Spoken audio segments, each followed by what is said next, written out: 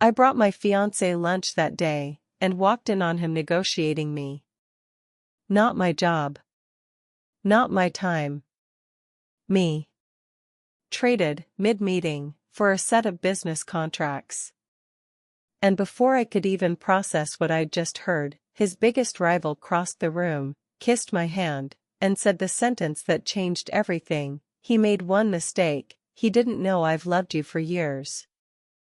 This is not the love story you're expecting. Stick around, because the real twist isn't who wanted her, it's why. Vivian Sorel-Hart had been standing in the doorway for exactly 40 seconds before she realized she was the item being negotiated.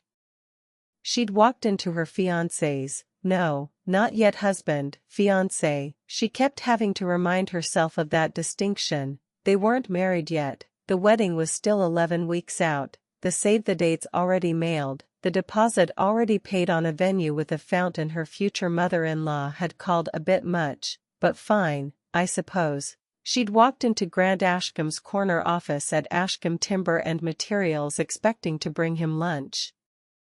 A Cobb salad, no onions, the way he liked it, because that was the kind of fiancé she was: thoughtful, reliable, the kind of woman who remembered a man's small preferences and built an entire relationship out of the accumulated weight of correct guesses, one lunch order at a time. Instead, she found him sitting across the conference table from Nathaniel Cross, CEO of Cross Forestry Group, Ashcombe Timber's oldest, bitterest, and most successful rival, mid-conversation, in the low, urgent register men use when they believe the walls are thicker than they actually are. "And I'm telling you, the board wants this merger finalized by Friday," Grant was saying. "I can get you the Western Mill contracts, the Bell County leases, all of it, but I need something real on the table. Something that shows good faith. Something that can't be walked back." "Contracts can be walked back, Grant." Nathaniel's voice was low and even, the voice of a man who had never once in his life needed to raise it to be listened to. "I've watched you walk back contracts for 12 years. I need something that stays walked forward." "What does that even mean?" "It means," Nathaniel said, and here Vivian, frozen in the doorway with a salad container sweating gently in her hand, watched him lean back in his chair with the calm of a man laying down a card he'd been holding for a very long time. "I want the wedding." Grant blinked. "The what?" "Your wedding." To Vivian. "I want it moved onto our books instead of yours. Cross Forestry becomes the anchor family in this alliance. The Ashcombe name gets absorbed into ours, not erased. I'm not a monster, just folded in." Vivian marries into Cross. The board sees a unification, not an acquisition.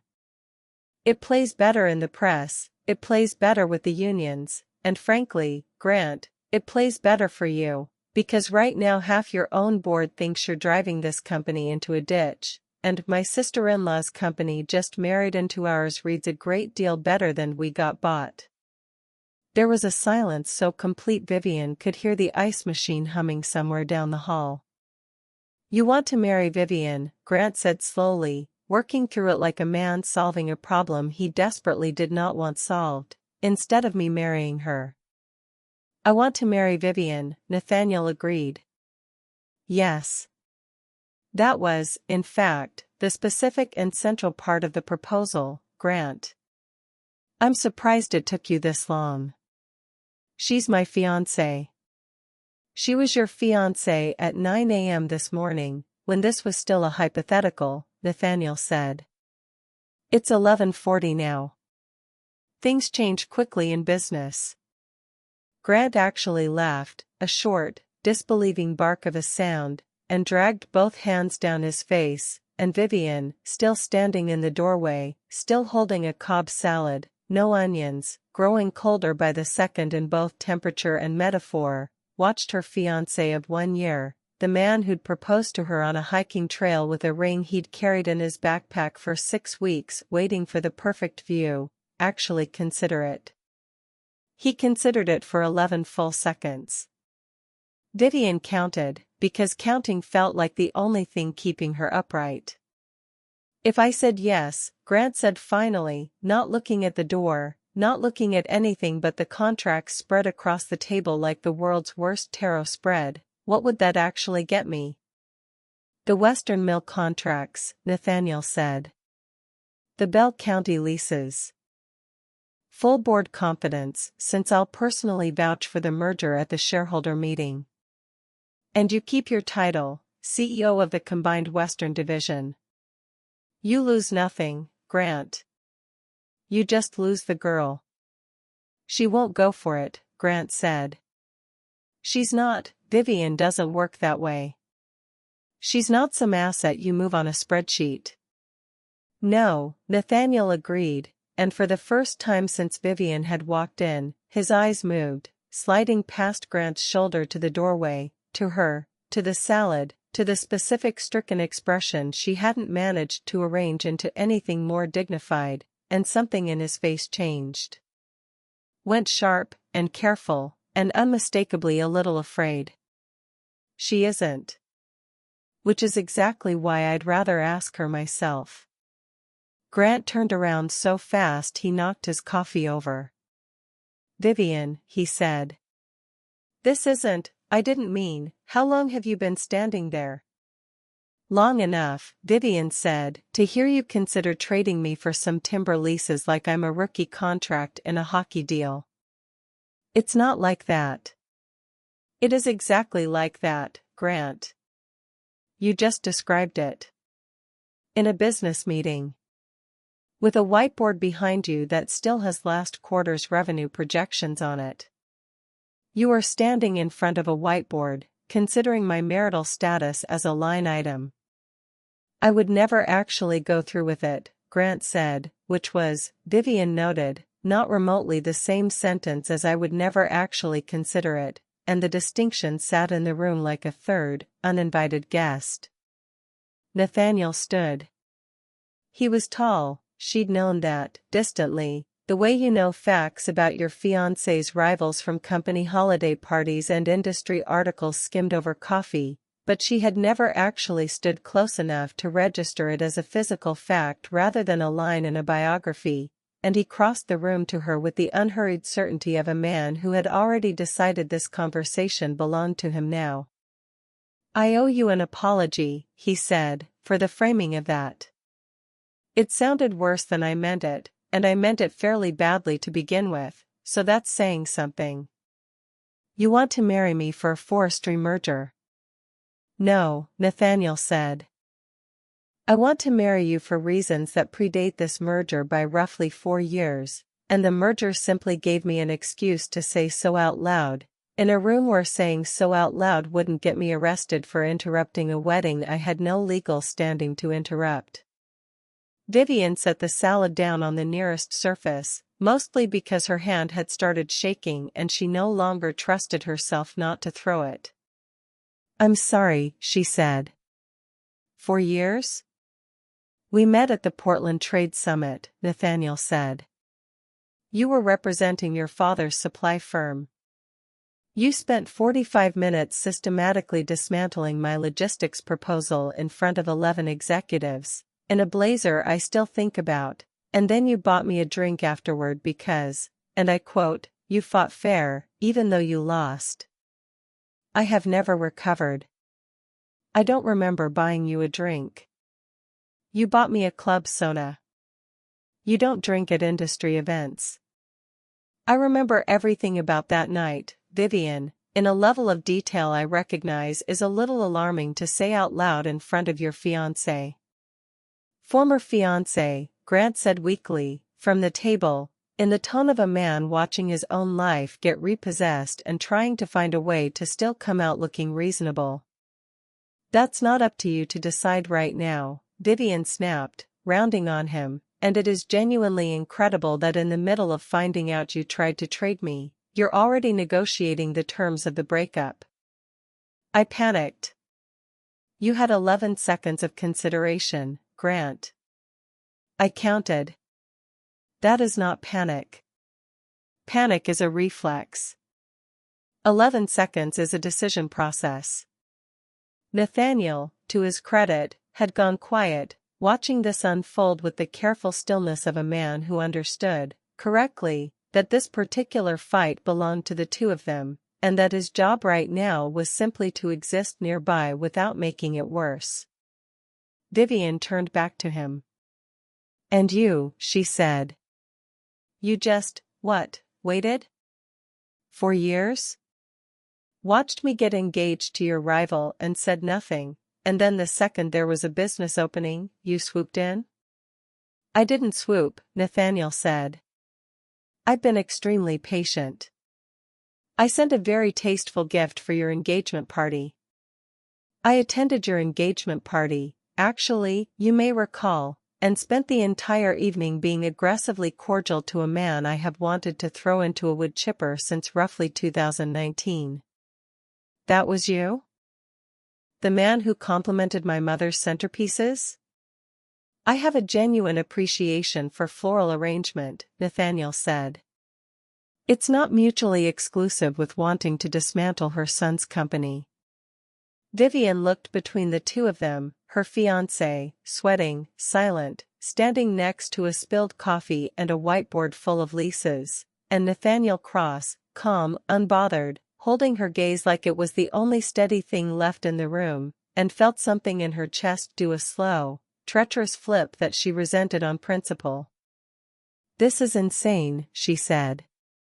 "This is the most insane afternoon of my entire life, and I once had a client try to pay an invoice in goats." "I'd like to formally state," Nathaniel said, "that I am not asking you to marry me right now, in this room, over spilled coffee, in the middle of a hostile takeover negotiation. That would be, even by my standards, extremely poor form." "What are you asking, then?" He lifted her hand, she let him, and hated herself a little for it, and let him anyway, and pressed his mouth to her knuckles, brief and warm and entirely too confident for a man who had, 4 minutes earlier, been negotiating her like a supply contract. "I'm asking for the chance," he said, "to prove that he made one mistake today. He didn't know I've loved you for years. Everything else, the merger, the leases, the whole absurd business of it, that's just the excuse I've been waiting for. Take whatever time you need. Throw the salad at me if it helps.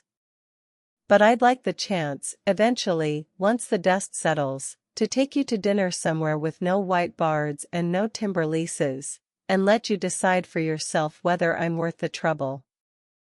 Vivian took her hand back, slowly, and with considerably less conviction than she wanted to project, and picked the salad back up off the table, mostly because she needed something to hold on to that wasn't either of these men. "I need to leave," she said. "Both of you?" "Separately. I need several hours and possibly a bottle of wine to process the fact that I just watched my engagement get treated like a merger clause." "Understood," Nathaniel said. "That's it? Understood? I told you. I've been patient for 4 years. I can manage a few more hours." Grant opened his mouth, clearly working up to something, an apology, an excuse, a renegotiation of his own, and Vivian held up a hand before he could get a single word out. "Don't," she said. "Whatever it is. Just, don't. I'll call you. Or I won't. I genuinely don't know yet, and that used to terrify me, not knowing, and right now it's the only honest thing I've felt all day."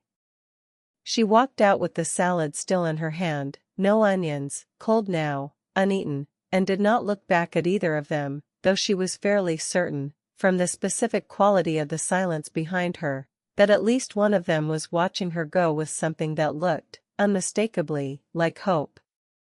Vivian did not call either of them for 6 days. She spent those 6 days doing the things a reasonable, level-headed 32-year-old woman does after discovering her fiancé briefly considered trading her for timber leases. She ate an entire sleeve of crackers standing over her kitchen sink at 11 p.m., she called her best friend Josephine, who worked in mergers and acquisitions and therefore had, Vivian felt, a professional obligation to be furious on her behalf, and she conducted, against her own better judgment, a fairly thorough background investigation into one Nathaniel Cross.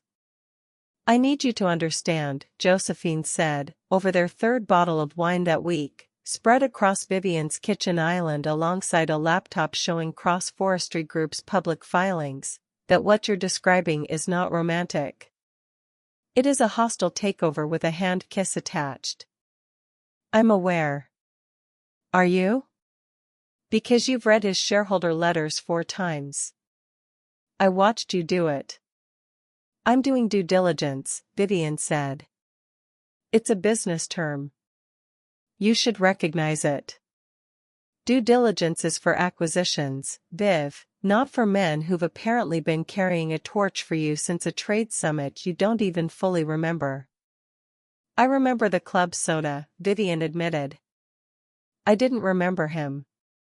That's the part that's bothering me.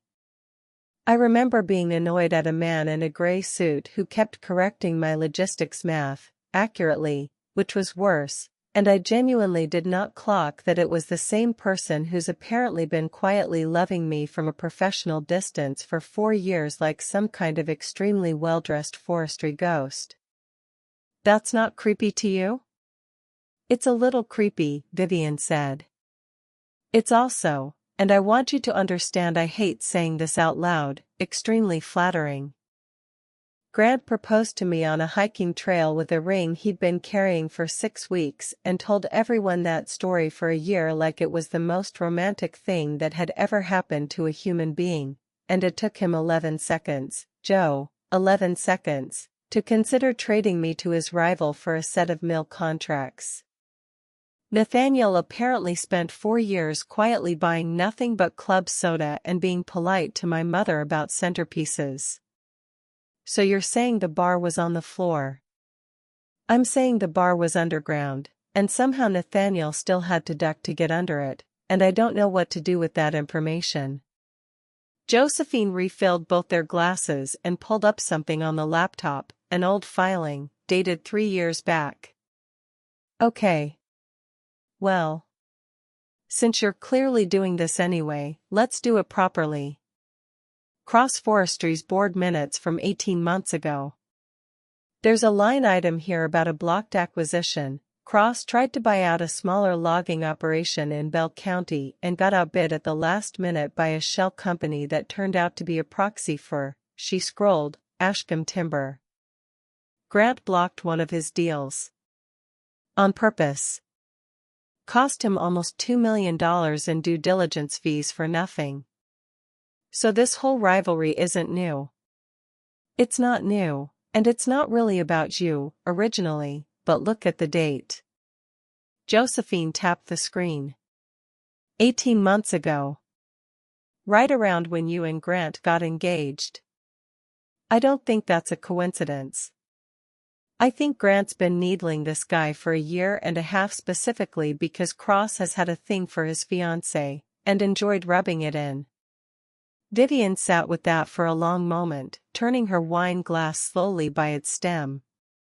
"So it's possible," she said slowly, "that this entire merger, the whole timeline, the pressure to close by Friday, all of it, isn't actually about the company at all. It's 2 men who've been fighting over me for a year and a half through spreadsheets, and I only found out about it because I brought a salad to the wrong meeting." "That," Josephine said, "is either the most romantic or most deranged sentence I've ever heard you say, and given that you once described a merger clause as sexy, that's genuinely saying something." "It was an elegant clause." "You need help." "I need," Vivian said, "to talk to both of them. Separately.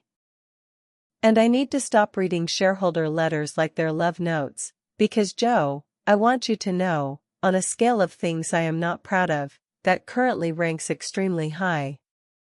There was a moment, on the 4th of those 6 days, when Vivian sat alone on her bathroom floor with her back against the tub, phone in hand, scrolling through old photos from her engagement party without quite meaning to. She stopped on one, Grant's arm around her waist, both of them laughing at something out of frame, and in the far corner of the shot, unmistakably, a man in a charcoal suit standing near the floral arrangements, not laughing, just watching, with an expression she hadn't understood at the time and now recognized, with a jolt that felt almost like grief, as longing. "I'd been in that photo for a year," she said to Josephine on the phone, "and I never once noticed him in it." "You weren't supposed to notice him," Josephine said gently. "That was the whole point. He wasn't trying to be noticed. He was trying not to ruin your wedding. He ruined it anyway. Eventually." "No," Josephine said. "Grant ruined it. Nathaniel just happened to be standing there when it fell apart, holding a very well-timed apology. There's a difference, Viv, even if it doesn't feel like one yet." Vivian didn't answer that. She just sat on the bathroom floor a while longer, looking at a man she'd failed to see for an entire year, and found that some part of her, quiet, unwilling, and entirely too curious, had already started wondering what else she'd missed. On the 5th day, her mother called, and Vivian, against every instinct she had, told her the truth, the whole absurd, humiliating shape of it, the whiteboard, the 11 seconds, the hand kiss, all of it laid out in the flat, exhausted voice of a woman who had run out of better ways to say it. There was a long silence on the line, long enough that Vivian wondered if the call had dropped. "Mom? I'm here," her mother said. "I'm just trying to decide whether to be furious at Grant or genuinely delighted for you, and it turns out I can hold both of those feelings at the exact same time, which is new information about myself I did not expect to learn today. This isn't a delightful situation, Mom. My engagement fell apart in a conference room." "Your engagement fell apart," her mother agreed, "because the man in it was already treating you like a fixture in his office, not a person he was choosing every day. I never liked how settled he seemed about you, Vivian." "Settled isn't the same as devoted. I just didn't have the right word for it until you gave me one just now." "And Nathaniel?" "I don't know Nathaniel," her mother said carefully. "I know a man who apparently spent 4 years being polite about centerpieces instead of saying a single word to you, which either means he has remarkable self-control or very poor timing, and I genuinely can't tell which yet. But I'll say this much, a man who waits 4 years to say something is at least telling you something true about how he waits. Whether that's romantic or just sad, only you get to decide. Not me. Not Josephine. You." It wasn't advice, exactly. It wasn't even comfort, not really. But it was the first thing anyone had said to her in 5 days that didn't try to hand her a conclusion, and Vivian found she was grateful for that more than she expected to be. On the 6th day, she woke up and realized, with the particular clarity that only arrives after a full week of not sleeping properly, that she wasn't dreading either conversation anymore. She wasn't nervous. She was simply, finally, ready to hear what each of them actually had to say, without the noise of shock or grief or 6 sleepless nights standing between her and the truth of it. She called Grant first, because it felt right to close one door before opening any others, and asked him to meet her the next morning. She met Grant at the coffee shop near his office, neutral ground, public enough that neither of them could yell, which she suspected they both privately wanted to and were both too proud to actually do. He looked terrible, tired in the specific way of a man who has spent 6 days rehearsing an apology and still hasn't landed on a version that survives contact with the person it's meant for. "I've thought about what I'd say to you about 400 times, he said, before she'd even sat down. And every version sounds worse out loud than it did in my head, which I think is its own kind of answer." Vivian sat. She didn't order anything. This wasn't going to be a long conversation, and some part of her had known that since she'd woken up that morning and realized she wasn't nervous about it. "I need you to tell me the truth about one thing," she said, "and then I think we're done, regardless of what the answer is. Was there ever a version of that meeting where you said no? Immediately? Without the 11 seconds?" Grant was quiet for a long time, turning his coffee cup in slow circles on the table. "No," he admitted finally. "There wasn't. I want to tell you there was, Vivian, I really do, but the truth is somewhere in the last year I started thinking about you the way I think about the Western Division numbers, like a good asset, something solid on the books, something I was proud to have secured, and I don't think that's the same thing as love, even though I told myself it was for a long time. And when Nathaniel offered me a way out that came with contracts attached, some part of me was almost relieved. Like I'd been given permission to stop performing something I wasn't sure I actually felt anymore." "That is," Vivian said slowly, "the most honest thing you've said to me in a year, and it is also the single worst thing you have ever said to me, and I need you to understand both of those things can be true at once." "I know. I'm keeping the ring, by the way. Not out of sentiment. I'm going to sell it and put the money into my father's firm, which you once called, and I remember this specifically, a nice hobby business." "That's fair," Grant said. "That's more than fair, honestly."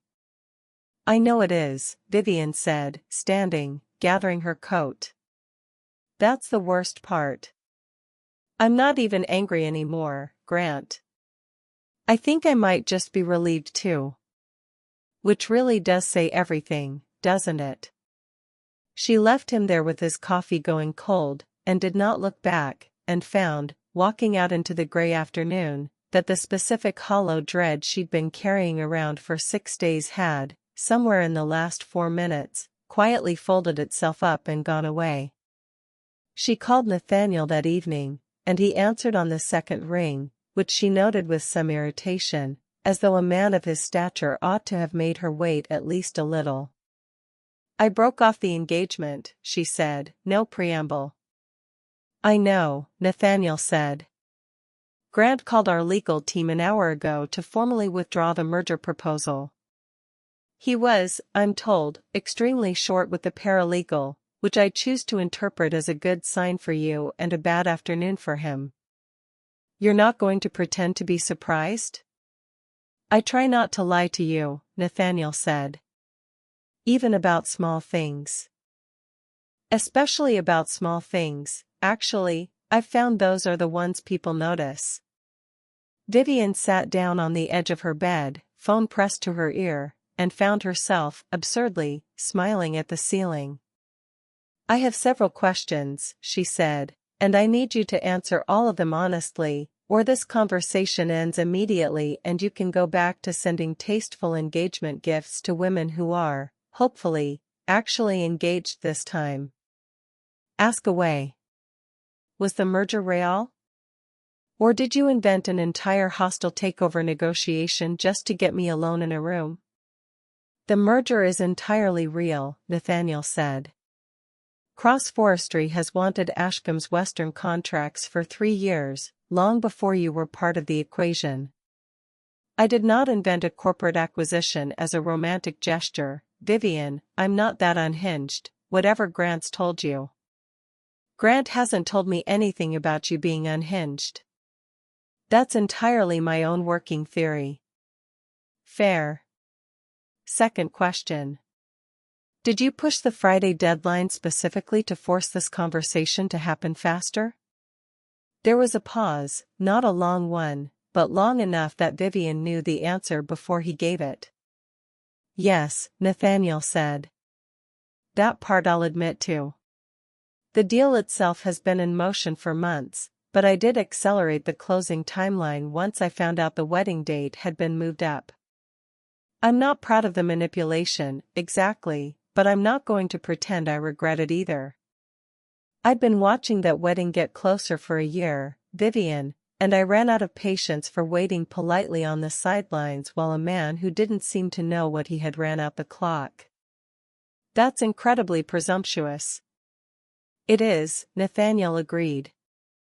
I've been called worse by better people than you, though not by many, so take that as the compliment it's meant to be. Vivian laughed, actually laughed, the first real laugh in 6 days, and felt something in her chest loosen at the sound of it. Third question, she said. And this is the real one. If I say yes to dinner, just dinner, Nathaniel, nothing else, no rings, no contracts, no board approvals, are you going to turn it into a negotiation?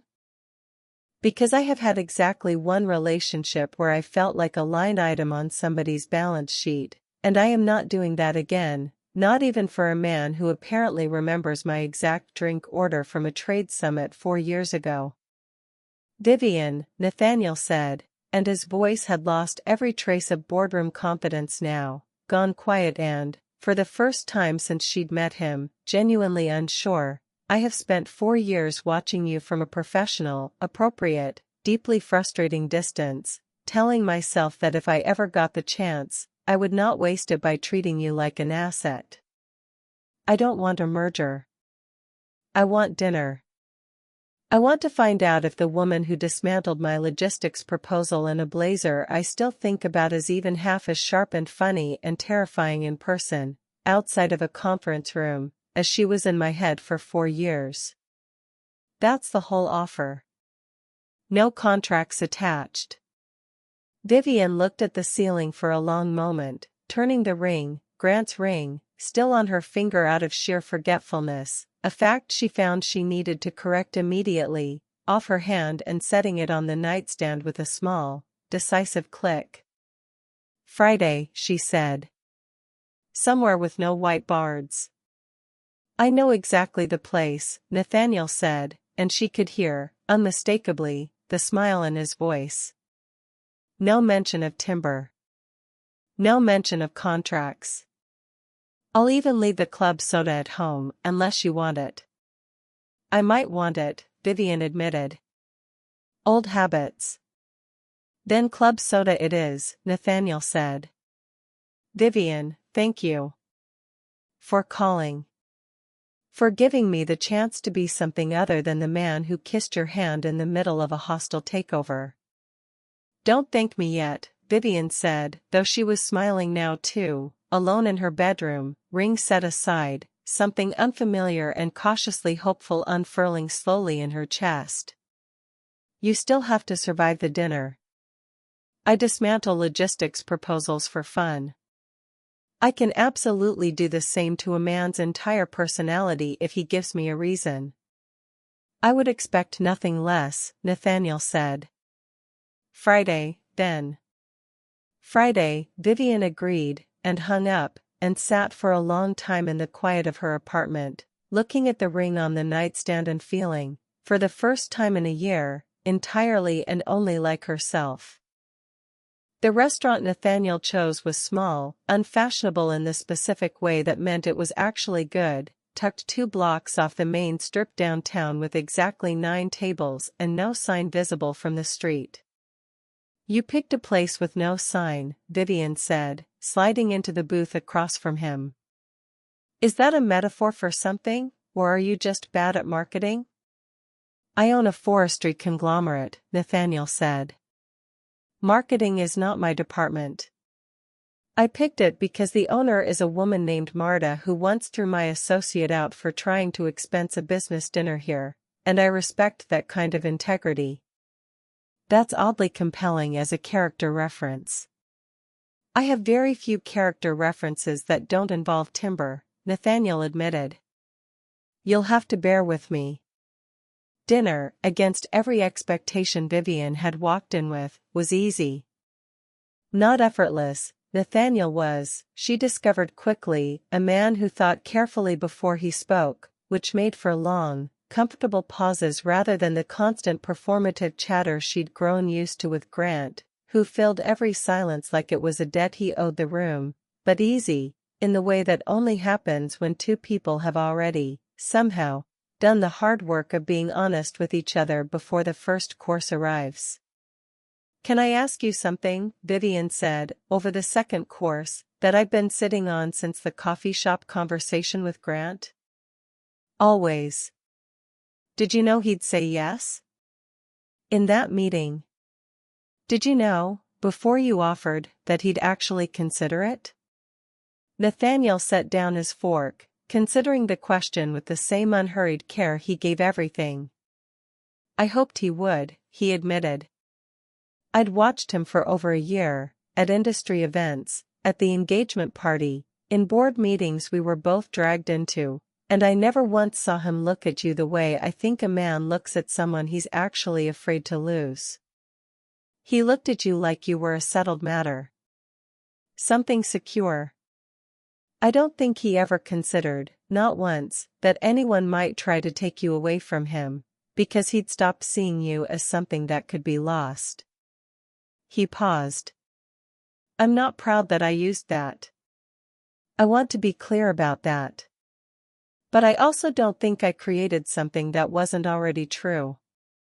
I think I just made him say it out loud, in a room where you could hear it." Vivian sat with that for a moment, turning her water glass slowly. "That's a very generous way of saying you set a trap and he walked into it," she said.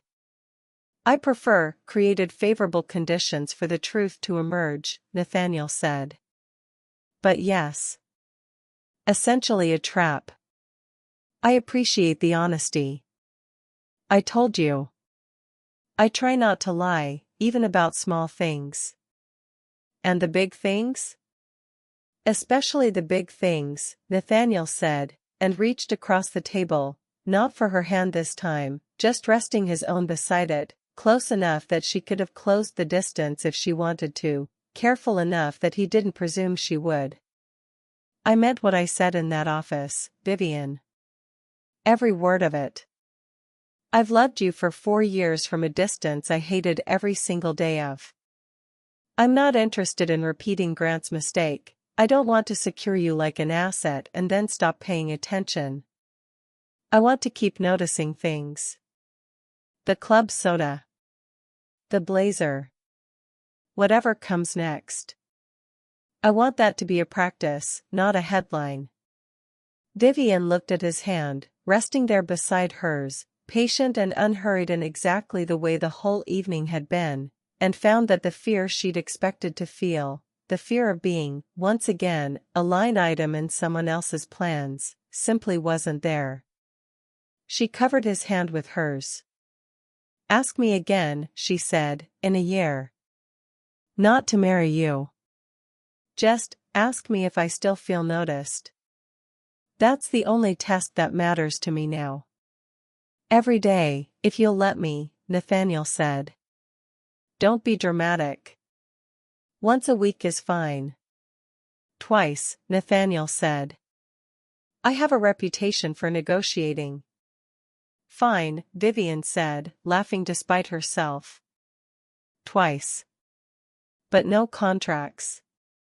"I mean it." "No contracts," Nathaniel agreed.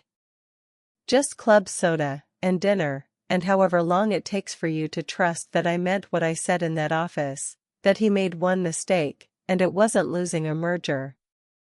It was forgetting, somewhere along the way, that you were never the kind of thing that could be traded in the first place." Later, walking her to her car through the cool evening air, Nathaniel stopped a few feet short of the curb, hands in his pockets, watching her with an expression she was starting to recognize as his particular version of nervous, a stillness that meant something was working underneath it. "Can I tell you something," he said, "that I've never told anyone, including my own therapist, who I pay specifically to hear things like this?" "That's an ominous opener."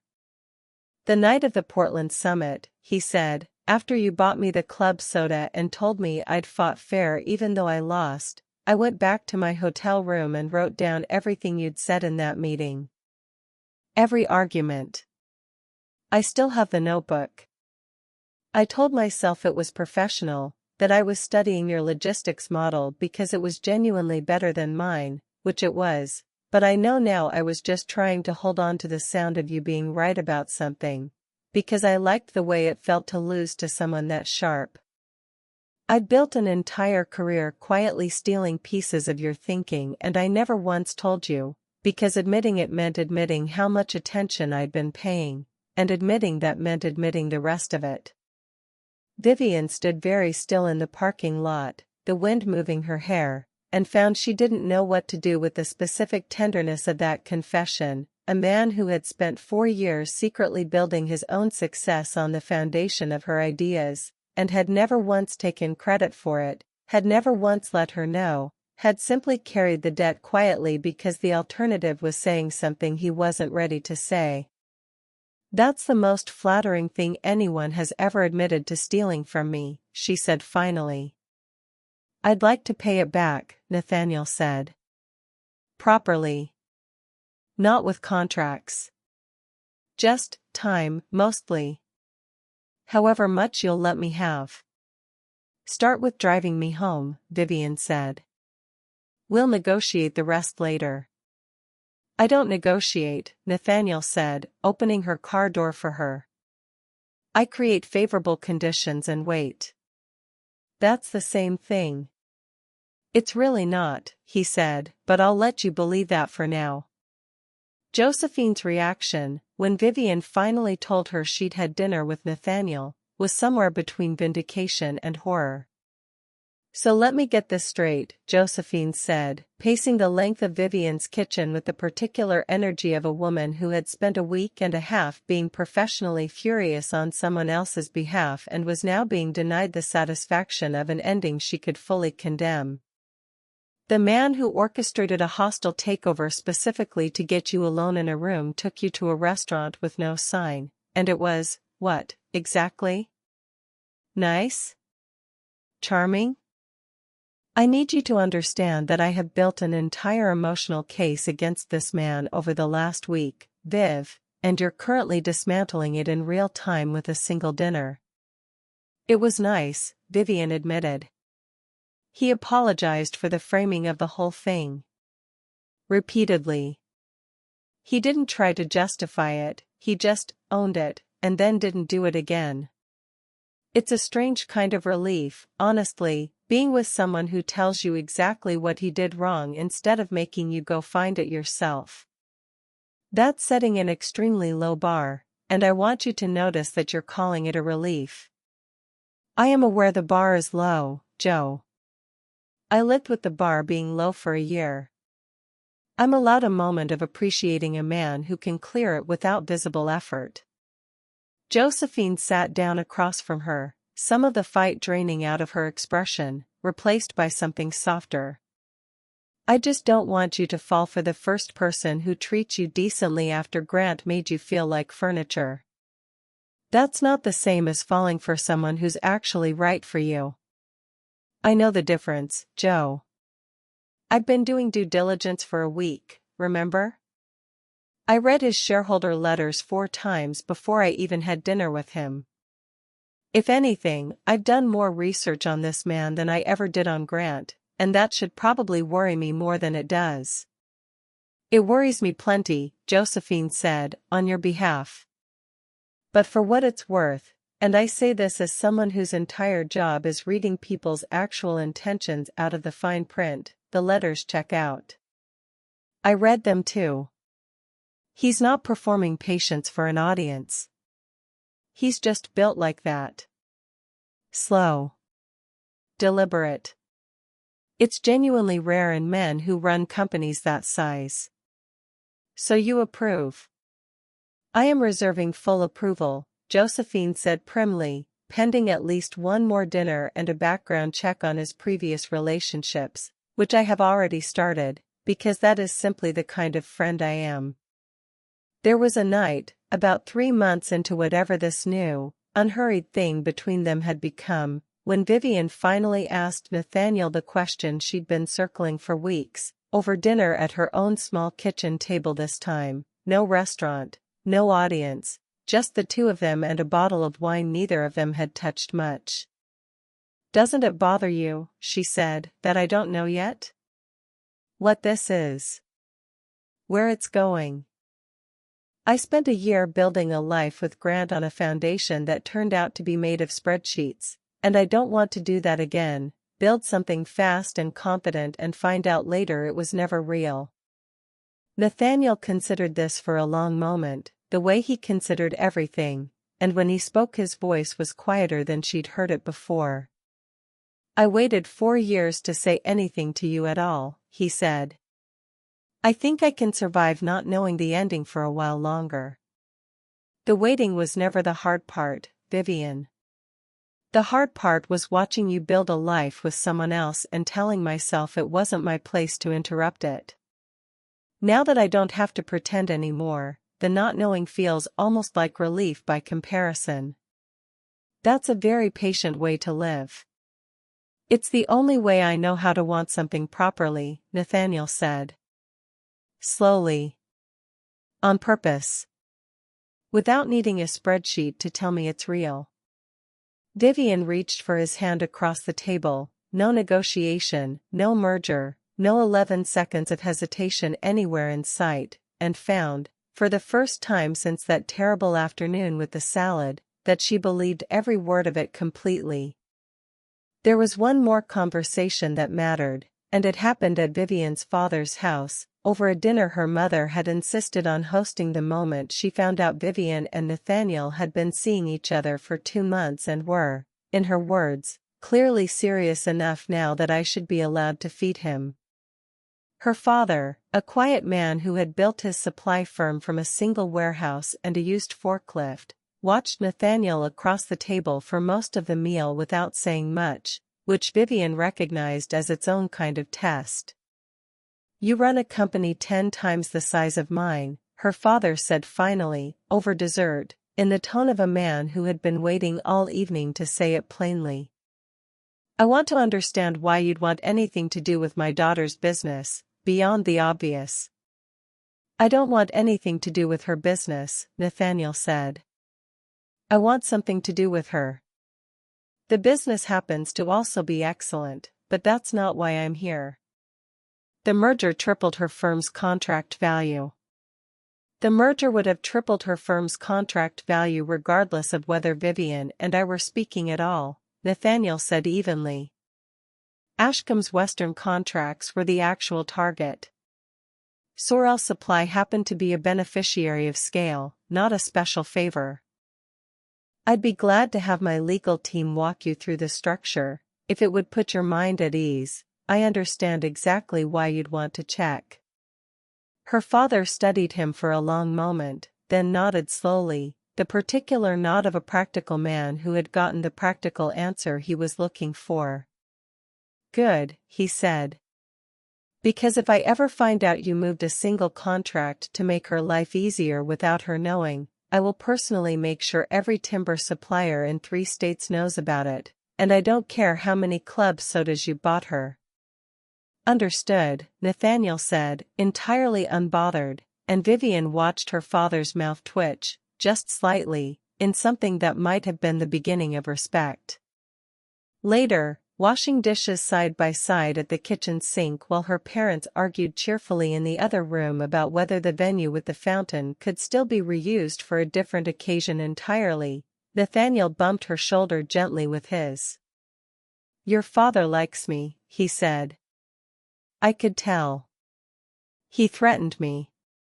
That's how I know. That's exactly how you know, Vivian agreed. Grant never got threatened. My father just made polite conversation with him about golf for a year, which in hindsight was its own kind of warning I should have paid more attention to.